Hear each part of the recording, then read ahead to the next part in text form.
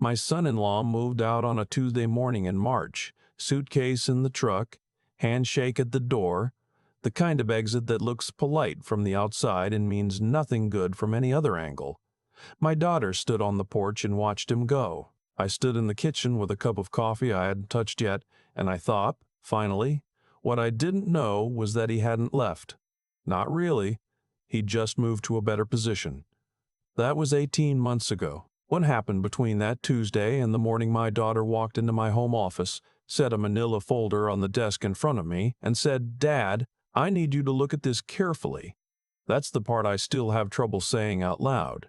Not because it's hard to believe, because it isn't. That's the part that keeps me up some nights. My name is Theodore. I'm 68 years old. I spent 31 years running a commercial insurance brokerage out of Columbus, Ohio. I know paperwork. I know contracts. I know the specific way that language can be arranged to mean one thing on the surface and something entirely different 3 clauses down. I thought that made me hard to fool. I was wrong about that. My daughter is 34. She married her ex-husband. I'll call him my son-in-law, because that's what he was for 6 years, even if the title no longer applies, when she was 27. He was charming in the way that certain men are charming, which is to say it looked like warmth, but functioned like a tool. He had a good handshake and remembered details about people, the kind of man who recalls what you ordered at dinner 2 years ago and mentions it casually and you walk away thinking he must really care. I liked him for the first 2 years. Then I started noticing small things, and then I started dismissing the small things because I trusted my daughter's judgment, and because disrupting a marriage over a feeling seemed like the wrong move. I should have said something sooner. That's the part I've made my peace with, mostly. My wife passed away in the spring of 2019.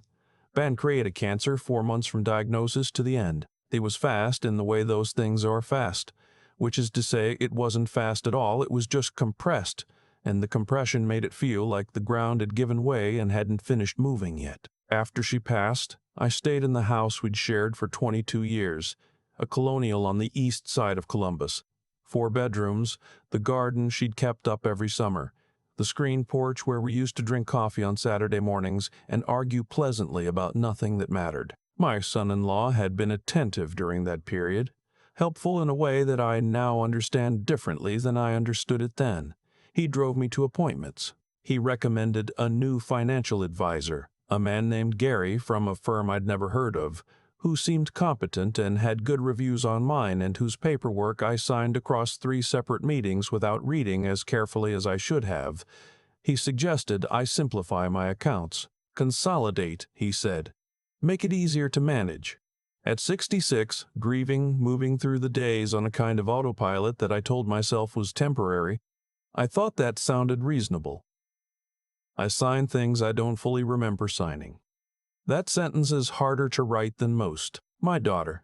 I'll call her by her middle name, June, because she's asked me not to use her real name publicly, had been unhappy in the marriage for the last 2 years of it. She told me this after it ended. She hadn't told me while it was happening because she didn't want to worry me, and because she wasn't yet certain, and because the kind of unhappiness she was describing was the kind that's difficult to name while you're inside it, not dramatic. Not the kind that comes with a clear incident you can point to. The slow kind. The kind where you wake up one morning and realize you've been accommodating someone else's version of your life for so long that you can't immediately locate your own. She filed for divorce in January of that year. He moved out in March, politely, suitcase in the truck, handshake at the door. What I didn't know was that in the 14 months between my wife's death and that Tuesday morning, my son-in-law had been building something. Not dramatically, not all at once, piece by piece, the way you assemble something that has to look ordinary until it doesn't need to anymore. The folder June set on my desk contained 17 pages. She sat down across from me without explaining anything first and said, "Read it in order. Don't skip ahead." I read it in order. The first 3 pages were account statements from the financial advisory firm Gary worked for. My accounts. The balances were not what I expected. Not dramatically different. Nothing that would have set off an obvious alarm in a quarterly statement, but lower across multiple instruments in a pattern that didn't follow market movement. Small transfers, recurring, directed to a holding account I didn't recognize. The kind of thing that looks like a standard fee structure until you look at it long enough. I looked at it long enough. "When did you find this?" I asked. "6 weeks ago," she said. "I've been working on the rest since then." She had not told me because she needed to be certain first. I understood that. It was exactly what I would have done. The next pages were background documentation she'd assembled on Gary. His credentials were real, his licenses current, but the firm he worked for had been established 4 years ago by a holding company whose registered agent, when traced, connected through 2 intermediate entities to a business address in Scottsdale, Arizona, associated with my son-in-law's college roommate, a man named Stewart who had done a stretch for wire fraud in 2014 and been released in 2017. My son-in-law knew Stewart from college. He had never mentioned this. I put the page down and looked at the window for a moment. Outside, the oak tree in the front yard was doing what it always did in early October, dropping leaves across the driveway at a rate I'd stopped keeping up with. Ordinary morning, ordinary light. The specific visual texture of a life that had not yet been altered by what I was holding in my hands. "Keep reading," June said. The next section was a series of documents I recognized, not because I remembered signing them, because they had my signature on them, and the addresses and account numbers were mine, and the dates ran from June 2019 through February 2020, which placed them squarely within the period when I was least equipped to examine anything closely. There were 4 limited power of attorney documents. Each granted Gary's firm authority to execute transactions within specific sub-accounts of my estate portfolio without requiring my individual approval on each action. Standard language. The kind of language that sounds like administrative convenience when you're tired and grieving and someone you trust is explaining it to you. Taken together, they allowed a very specific kind of quiet movement of assets. Not theft in the obvious sense, redirection, reallocation. The kind of thing that produces a lower balance over time, and a paper trail that, if you know what you're looking for, points clearly somewhere, and if you don't, looks like ordinary management. Did I sign these? I already knew the answer. But I asked, "You signed them," she said. "I don't think you knew what you were signing." I had been a commercial insurance broker for 31 years. I had written policies that protected companies against exactly this kind of systematic, incremental financial manipulation. I had sat across tables from attorneys and adjusters and claims investigators, and I had always read the document before I picked up the pen. Grief does something to the mechanism. I don't say that as an excuse. I say it because it's accurate, and because the people who design these things know it's accurate, and because they time their approach accordingly. He had shown up with Gary 3 weeks after the funeral. June closed the folder and let me sit with it for a moment. "There's one more thing," she said. "I need to tell you about the house." The house was not what I thought it was. In October 2019, a document had been filed with the Franklin County Recorder's Office. I had not filed it. It was a partial interest transfer on the property, a 22% interest in the residential real estate at my address, transferred to a trust whose beneficiary was an LLC registered in Delaware. The trustee of that trust was a name I didn't recognize. The signature on the transfer document was mine.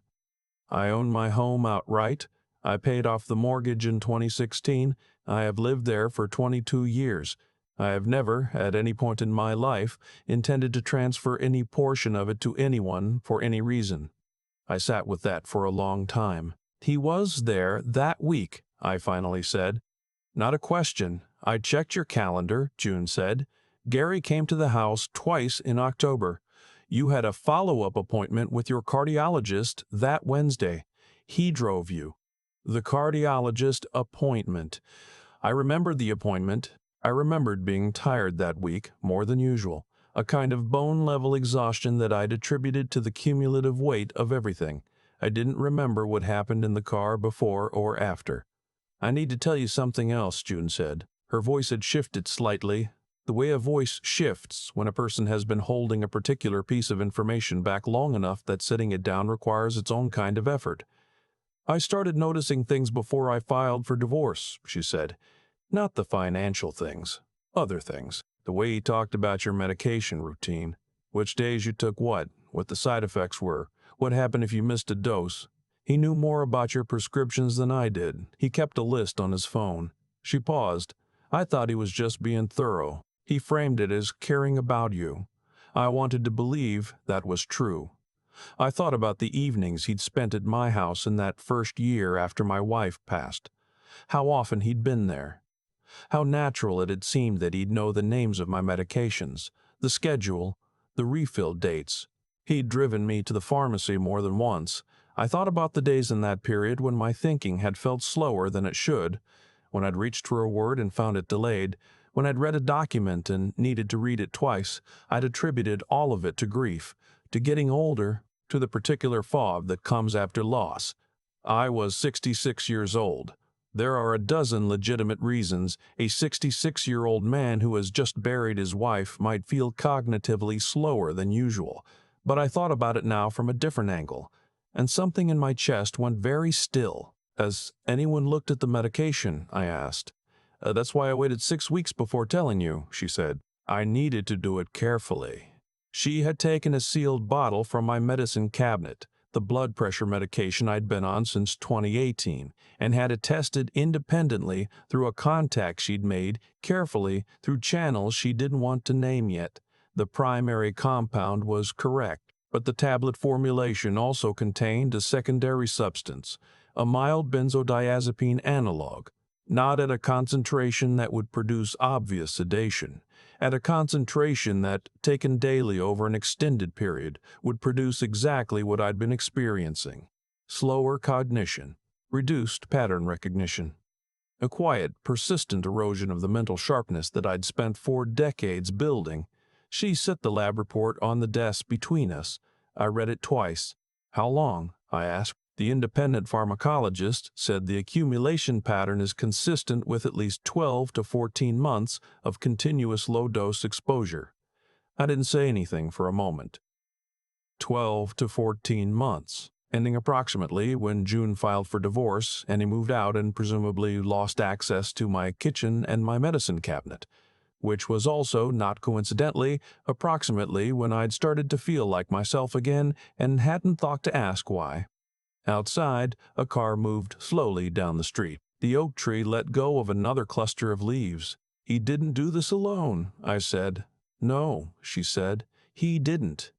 Gary was part of it, clearly, but June had spent 6 weeks pulling on threads, and the structure she'd uncovered was more deliberate than one financial advisor and one ex-husband working informally. The Scottsdale connection. Stuart, the college roommate, was the visible edge of something that had been assembled with some care. Stuart had done wire fraud. He had done it through insurance instruments, specifically through the manipulation of policy documentation and beneficiary structures. He had been caught, prosecuted, and released, and then, apparently, he had applied what he'd learned to a smaller, slower, more carefully constructed operation, one that didn't move enough money at once to trigger an automated flag, one that targeted a specific individual during a specific window of vulnerability, one that used a trusted intermediary, a son-in-law, as the primary point of access. June had a name she'd found in the corporate registration documents, a woman listed as co-trustee of the Delaware LLC that had received the partial property interest, someone who had not been part of my life, who had no visible connection to me, but whose name appeared in 3 separate pieces of documentation associated with this scheme. Someone who, when June had researched carefully, had a prior history in another state, a civil judgment from 2016 related to the management of an elderly woman's estate in Indiana. The elderly woman had died. The estate had been contested by a nephew who'd eventually prevailed, but the process had taken 3 years and a significant portion of the liquid assets had moved through the LLC structure before the judgment was entered. Indiana. A different state. A different victim. The same architecture. She's done this before, I said. At least once that I can document, June said. Probably more. I looked at my daughter across the desk. She was 34 years old, and she had spent 6 weeks building a federal-grade evidence package in her spare time while going to work every day and not saying a word to me until she was sure. I thought about all the things I'd been worrying about in those 6 weeks. The garden, the upcoming property tax bill, whether I should repaint the porch before winter, and I felt something I can only describe as a very quiet, very specific kind of awe. "How did you know where to start?" I asked. "His phone," she said. "When he moved out, he left the phone charging cable plugged into the wall in the office. I found it 3 weeks later behind the desk. When I pulled it out, I found a backup file he'd never deleted on our shared home network. 6 years of his messages were still on our router." She hadn't planned to look. She'd been cleaning the office and found the cable and pulled the router log out of habit, the way you close a window before rain without deciding to. What she'd found had taken her a minute to understand, and then another hour to accept. And then she'd made coffee and sat down and started reading from the beginning. She'd read for 4 hours that night. "I need to ask you something," she said, "and I need you to answer honestly. All right, did you ever feel like something was wrong during that period? Not specifically, just a general feeling that something wasn't right." I thought about that carefully. "Yes," I said. "Multiple times I told myself it was grief." She nodded. She didn't say I should have said something sooner, because she already knew I would say that to myself, and she was not the kind of person who adds weight to a burden that's already being carried. "That's exactly what he counted on," she said. "Not the grief itself, the fact that you would blame the grief." That sentence landed differently than most sentences do. I've thought about it many times since. The next 2 weeks moved on 2 separate tracks simultaneously. On the surface, my life continued without visible change. I went to the grocery store. I had coffee with a friend from my old firm on a Thursday morning. I watched football on Sunday and called my brother in Cincinnati. Nothing that would communicate to anyone paying attention from the outside that anything was different.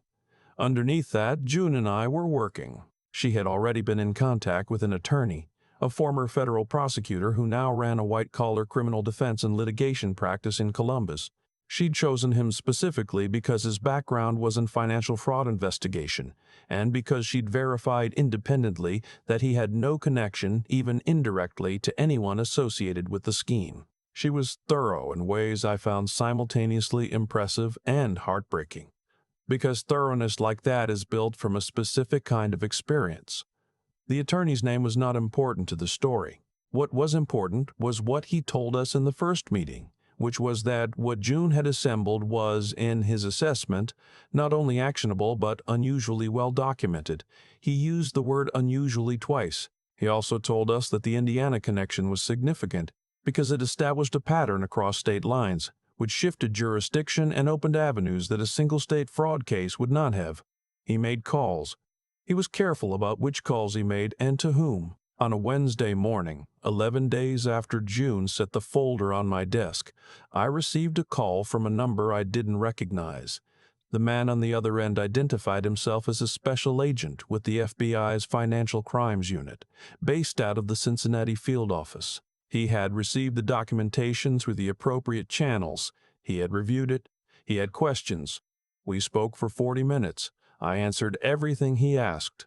At the end of the call, he said, "Mr. Theodore, this is going to take some time. I need you to continue behaving normally. Is that something you can do?" I told him I'd spent 31 years in commercial insurance. I knew how to be patient with a long process. He said he'd be in touch. He was in touch. Regularly, over the next 4 months, in ways that were brief and gave away very little, which is how those conversations go when the people on the other end know what they're doing. During those 4 months, I changed my medication through my own physician, a full review, new prescriptions from a new pharmacy, nothing touching the old supply chain. I changed my financial accounts, working with a fee-only fiduciary advisor my attorney recommended, someone with no connection to anything that had come before. I reviewed every document in my files from the 2019 to 2020 period. With the attorney's help, I identified the instruments that had been used to redirect assets and established a legal record of the conditions under which they'd been signed. The partial property interest transfer was challenged through the probate court. It had been signed while I was, as the toxicology report now confirmed, operating under medically documented cognitive impairment. The standard for voiding such instruments in Ohio is not an easy bar to clear, but we had the lab report. We had the timeline, and we had the attorney who knew exactly how to frame the argument.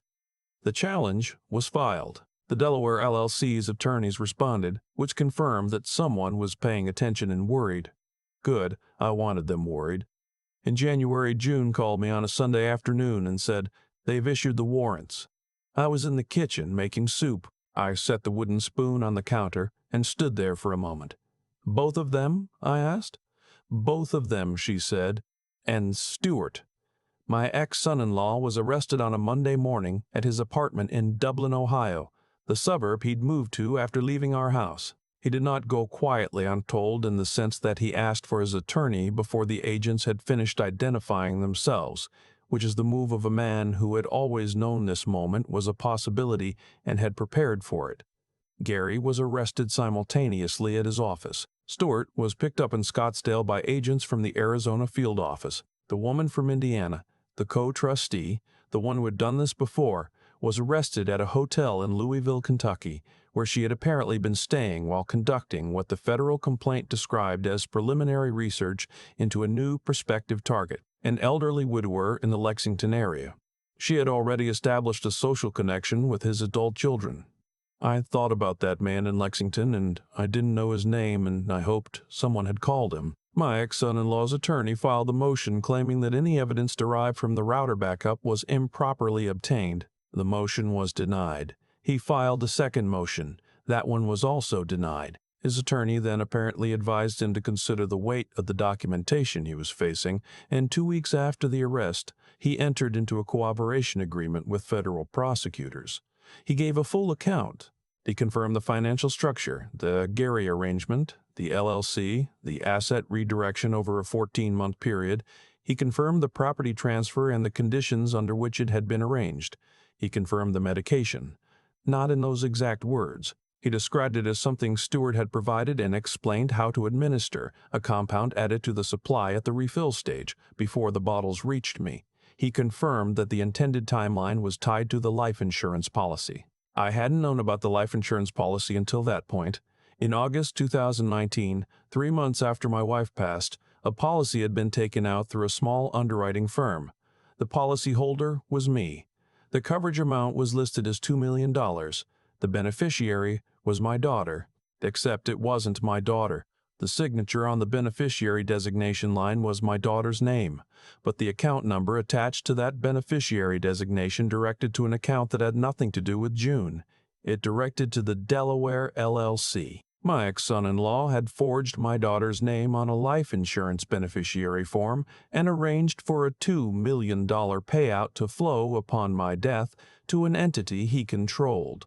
The policy was real. I had signed the application, I believe based on the date, during one of the Monday evenings he'd spent at my house in that summer when I'd been at my cognitive lowest, and the paperwork had seemed like one more thing on a long list of things. The beneficiary designation had been altered after the fact.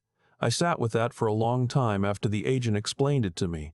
He hadn't married my daughter because he loved her. He'd married her because she was my daughter, and because that gave him 6 years of legitimate, unremarkable access to me, to my home, to my documents, to my medication routine, to the particular vulnerability of a man who trusted his family and who, after the death of his wife, was briefly but profoundly not himself. I thought about June, 34 years old, 6 years of her life spent with a man who had been, from the beginning, positioned rather than present. 6 years during which she had sensed something she couldn't name and had told herself to trust the surface because questioning it felt like disloyalty. I called her that evening after the agent briefed me. I told her about the policy and the beneficiary designation and what it meant. There was a silence on the line that lasted a while, and I didn't fill it. Some silences are doing necessary work. "He used me to get to you," she said finally. "Yes," I said, "he did. And I let him into your life." "You didn't know," I said. "That's not the same thing as letting him in." She didn't respond immediately. I heard her breathing, and I thought about the 6 weeks she'd spent before telling me anything, building the case carefully, alone, carrying what she'd found without letting it touch her face when she came to see me on Sundays, protecting me the way her mother used to protect me, quietly, competently, without asking for recognition.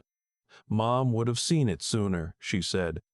"Your mother would have seen it the first week," I said, and that made her laugh, briefly and genuinely, the first real laugh I'd heard from her in months, and I held on to it like something I'd needed without knowing I'd been waiting for it. The trial lasted 11 days.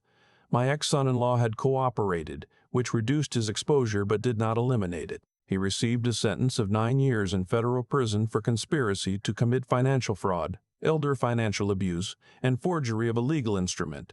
He will not be eligible for early release under the federal sentencing structure for his specific charges.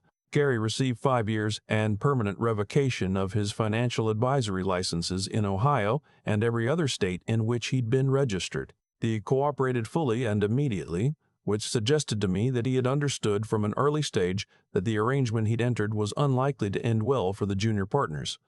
Stewart received 14 years. He had a prior conviction, which the judge considered. He declined to cooperate, which the judge also considered. The woman from Indiana received 16 years, which accounted for the prior civil judgment, the Indiana victim, and the Lexington approach. Her attorney argued that the Lexington situation was merely a social connection. The jury took 4 hours. The partial property transfer was voided in its entirety 6 weeks after the criminal sentencing. The Franklin County Recorder's Office issued the correction. My house is my house.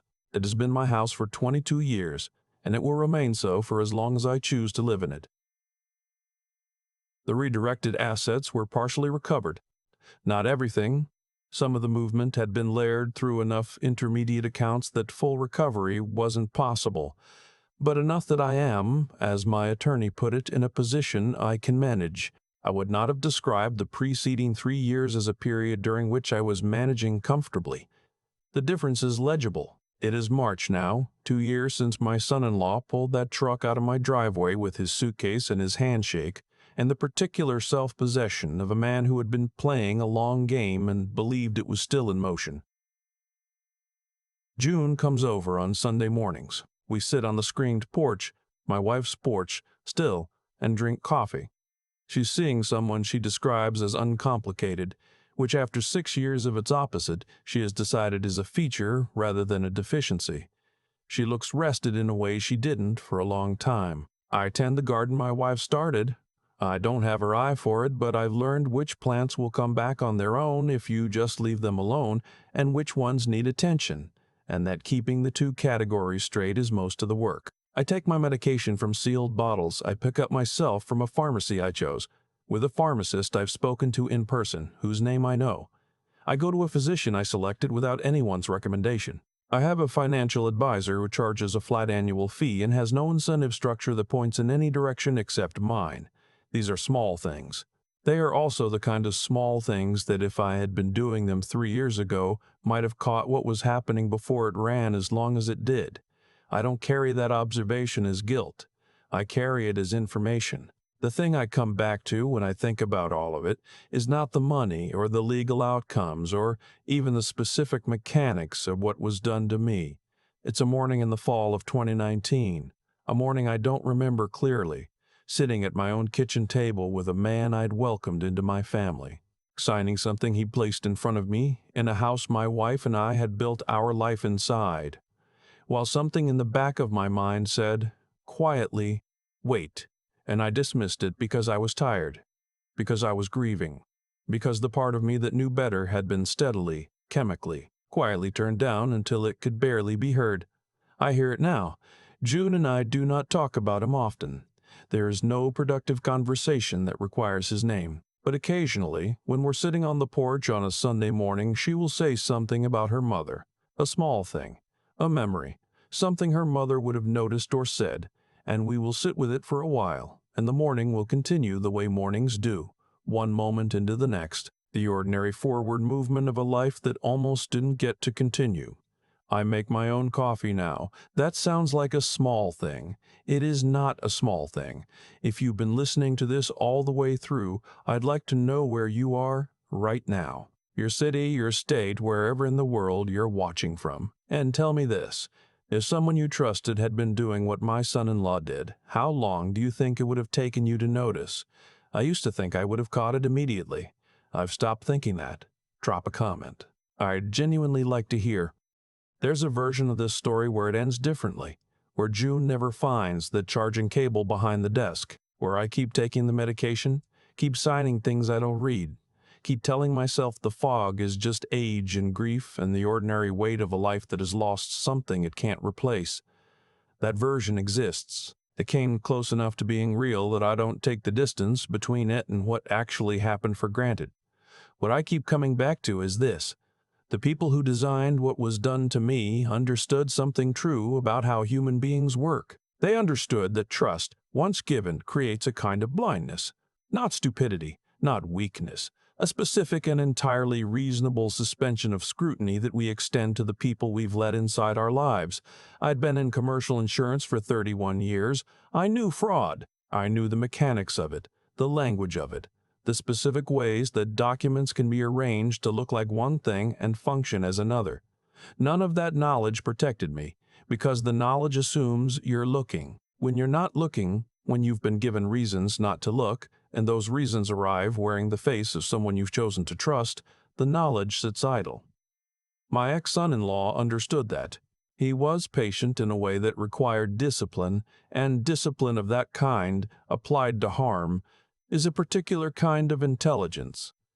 I don't say that to give him credit.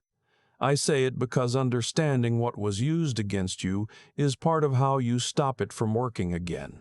June had the same discipline, turned in the opposite direction.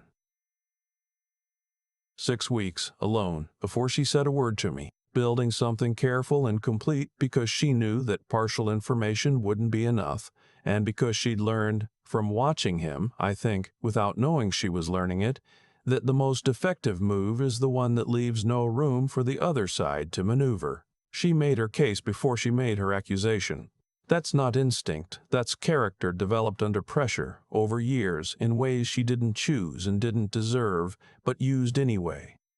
There is a cause for every effect in a story like this. My son-in-law chose access over integrity for 6 years, and the access eventually ran out. Gary chose a fee structure over his licenses, and the licenses are gone. Stewart chose a second scheme after the first one cost him 3 years, and the second one cost him 14. These are not coincidences or bad luck.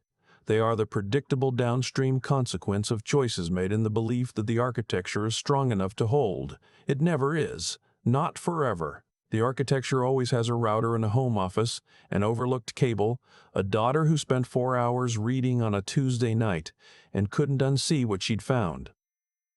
What I've tried to do with what happened is carry it as information rather than weight. The anger was there, early on, a cold, specific anger that I recognized as legitimate and allowed to be what it was. But anger maintained past its useful point becomes its own kind of cost, and I had already paid enough. What replaced it was something steadier, a recalibrated attention, a practice of noticing that I had let lapse and have not let lapse since. I make my own coffee. I pick up my own prescriptions. I read every document before I sign it, even the short ones, even the ones that look routine, especially those. These are not dramatic gestures. They are the small, daily version of the decision June made when she opened that router log, the decision to pay attention on purpose, even when nothing appears to require it. That is the only lesson I took from all of it that I'd pass on to anyone else. Not be suspicious of everyone. Not trust no one. Just this. Your instincts are not noise. When something says wait, it usually means something. The cost of listening is a few minutes. The cost of not listening, I now know precisely.